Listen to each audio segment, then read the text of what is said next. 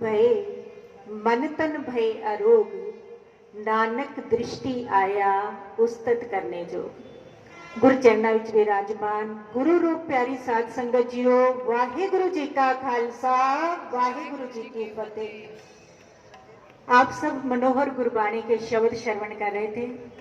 उससे पहले सुखमनी साहिब जी के पाठ आप जी ने श्रवण किए।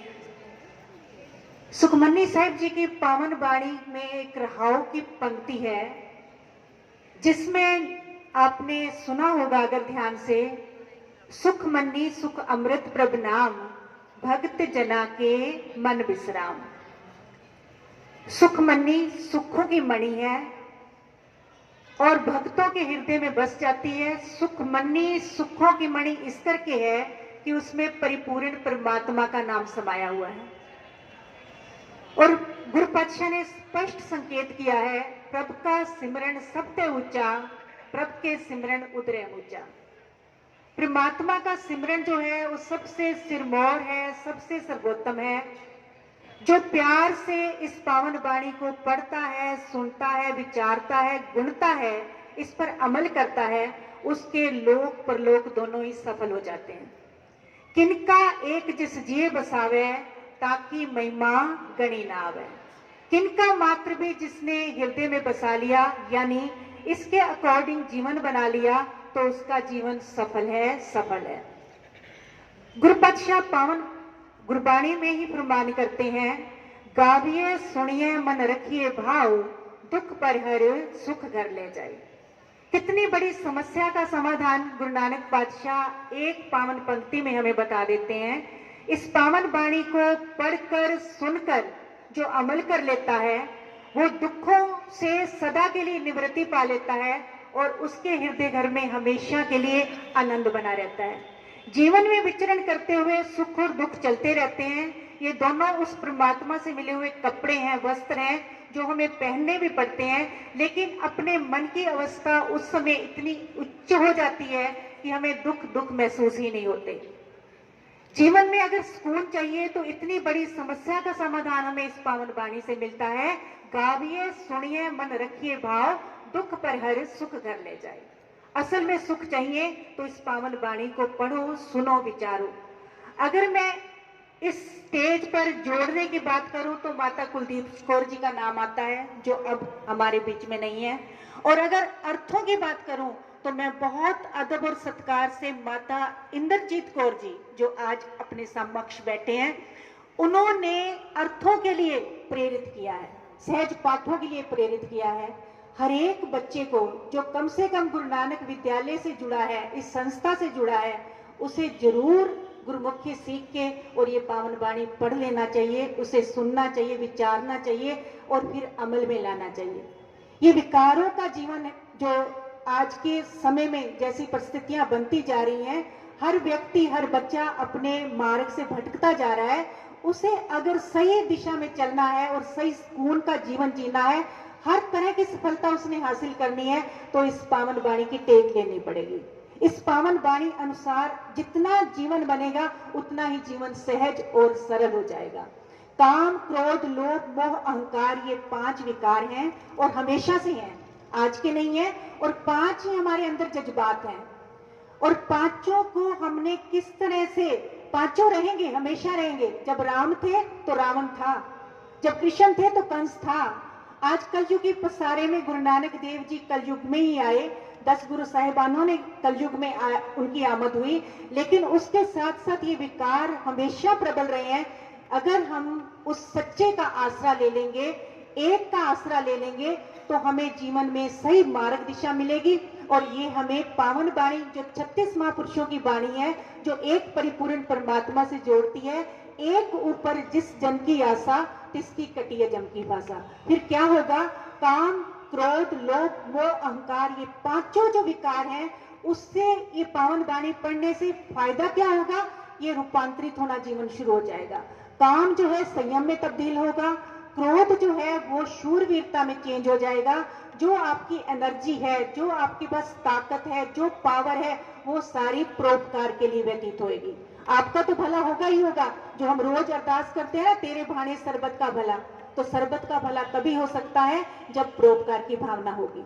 उसके साथ साथ फिर लोभ की बात करें तो लोभ जो है वो संतोष रूपी धन में परिवर्तित हो जाएगा, क्योंकि माँ कवि तुलसीदास जी ने में कहा है, गोधन गजधन बाजीधन और रतन धन खान, जब आवे संतोष धन सब धन दूरी समान। आपने पढ़ा होगा हिंदी में, जो ये सारे धनों की खान भी आपके पास हो, लेकिन जब तक आपके पास संतोष रूपी धन नहीं है तब तक आप सुकून से नहीं जी सकते। लालच हमेशा बढ़ता रहेगा। फिर आपका मोह जो है वो स्वार्थ के तल पर खड़ा है, और मोह जो है प्रेम में तब्दील हो जाएगा। फिर वो देकर कुछ लेने की भावना नहीं रखेगा। साच कहूं सुन लो सब है, जिन प्रेम कियो तिन्हें प्रभ पायो। जिन्होंने प्रेम किया है उन्होंने ईश्वर को पाया है। सब में बसता उस परमात्मा को महसूस किया है। और फिर जो अपना अहंकार रूपी सबसे बड़ा रोग है, हर चीज का हम सूक्ष्म रूप में, स्थूल रूप में अहंकार कर लेते हैं, और हमारा अहंकार खत्म होते देर नहीं लगती। उस ईश्वर के रंगों का कुछ भी पता नहीं। आज जो राजा है वो रंग बन जाए कुछ पता नहीं। आज जो भिखारी है वो राजा बना दे उसको, वो परमात्मा की, उसकी वो अपार शक्तियों का मालिक है। उसके भय अदम में रहना है, दुनिया से डरने की जरूरत नहीं है। गुरबाणी कहती है उसके भय में रहो, परमात्मा के, जो सर्वशक्तिमान है, जो सब कुछ करने और कराने में समर्थ है। उस परमात्मा के भय में रहकर इंसानियत के रास्ते पे चलते रहो। इंसानियत का रास्ता अपना लिया तो बस मानवतावादी दृष्टिकोण को मद्देनजर रखो। सबके भले की जो आप दूसरों के लिए सोचोगे वैसा आपके लिए होना शुरू हो जाएगा। सरबत में के भले की आपने दिल से अरदास कर दी तो आपको अपने के लिए कुछ मांगने की जरूरत नहीं है। वो परिपूर्ण परमात्मा तुम्हारी झोलियां वैसे ही भर देगा। इसलिए हमेशा अच्छा सोचो, अच्छा विचारो, जैसी संगत वैसी रंगत। अगर हमारे पास सच की संगत है, परमात्मा की संगत है, उस पावन वाणी की संगत है, तो यकीन है 100% आप उसी तरह के बन जाओगे। एक ओंकार सतनाम कर्ता पुरख निरभव निर्वैर अकाल मूरत अजूनी सैभं गुर प्रसाद, इसको अपने अंदर हृदय में परो लो, क्योंकि ये सारे गुण जब बार बार इसको रिपीट करते रहोगे ना, वो परिपूर्ण परमात्मा एक है, उसका नाम सच है, वो निर्भय स्वरूप है, वो निर्वैर है, वो सब गुणों का मालिक है, वो स्वयं से प्रकाशवान है। तो अंदर आपके ये गुण जो सहज गति से प्रवेश होने शुरू हो जाएंगे और आपका जीवन सफल हो जाएगा। बहुत बहुत शुक्र है उस परमात्मा का जो आप ऐसे ऐसे विद्यालय में पढ़ रहे हो जहां आपको दुनियावी शिक्षा के साथ साथ धार्मिक शिक्षा भी दी जाती है। और ये सबसे ज्यादा जरूरी है। आज जितनी भी प्रगति कोई कर रहा है लेकिन फिर भी वो भटक रहा है, इतनी धन दौलत इकट्ठी करके फिर भी वो परेशान है, तो इसका मतलब वो सब कुछ वहां काम नहीं आता जहां ये पावन वाणी काम आती है। इसके अकॉर्डिंग जीवन बनाओ, नहीं तो हमारा अक्सर जीवन ऐसे व्यतीत हो जाता है, सोते में कट गई, कुछ गुनाहों में कट गई, रोते में कट गई, कुछ आहों में कट गई। मंजिल पे चलने वाले मंजिल से जा लगे, राह बदलने वालों की तो राहों में कट गई, राह बदलने वालों की तो राहों में कट गई। मैं बहुत बहुत शुक्रगुजार हूँ आप सब ने जो इतने प्यार से आप श्रवण कर रहे हो। हमेशा श्रोता जो है वो वक्ता से 3 गुना ऊंचा होता है, ये आप हमेशा ध्यान रखना। अच्छा श्रोता बन जाओगे तो आप अच्छे वक्ता भी बन जाओगे। सुनते पुनीत कहते पवित्र सतगुर रया भरपूर है। तो दूसरों के गुनाहों को नहीं देखना, तो दूसरों के गुनाहों को बेनकाब न कर, ईश्वर देखता है तू हिसाब ना कर। तुमने किसी के अवगुण नहीं देखने, सिर्फ गुणों की सांझ, जहां से गुण मिले वो गुण लेते जाओ। बहुत ही सत्कार योग हमारे जो हमारी संस्था के प्रधान है वो सब भी आज मौजूद आज आ चुके हैं, और सबका सबनों जी आया नो ते वाहिगुरु इसे तरह सारियां नु जोड़ के जोड़दा रहे, क्योंकि आपकी प्रेरणा स्रोत जो है गुरु ग्रंथ साहब जी आपके विद्यालय में मौजूद है। मैं 11 साल इस विद्यालय में रही हूँ और इससे मेरा बहुत एक लगाव है, एक माँ की जैसे होता है ना बच्ची को, वही लगाव है। और इस संस्था के जो प्रधान हैं, जो चला रहे हैं, और यहाँ के जो मैनेजमेंट है, यहाँ के प्रिंसिपल मैम है, यहाँ के जो सचिव हैं, आप सब जुड़े हुए हैं। तो ये सब वाहिगुरु की कृपा से जुड़े हुए हैं और आप सबको जोड़ते रहें। आपने अच्छा मानस बना के चलना है और कोई भी ताकत आपको हरा नहीं सकती जब तक, क्योंकि मन जीते जग जीत का सिद्धांत हमें गुरबाणी से मिलता है। हमेशा हमेशा हमेशा इस पावन वाणी का टेक लेके चलो, इसका आसरा लेके चलो। जितना इस पावन वाणी से जुड़ोगे उतने दुखों से दरिद्रों से मुक्त होके सुख सुकून भरा जीवन जी सकोगे और जो तुम्हारे पास होगा फिर वही बांटोगे। वाहिगुरु सब पर रहमत करे, कृपा करे। कोई भी गलती हो गई हो तो मैं क्षमा प्रार्थी हूँ।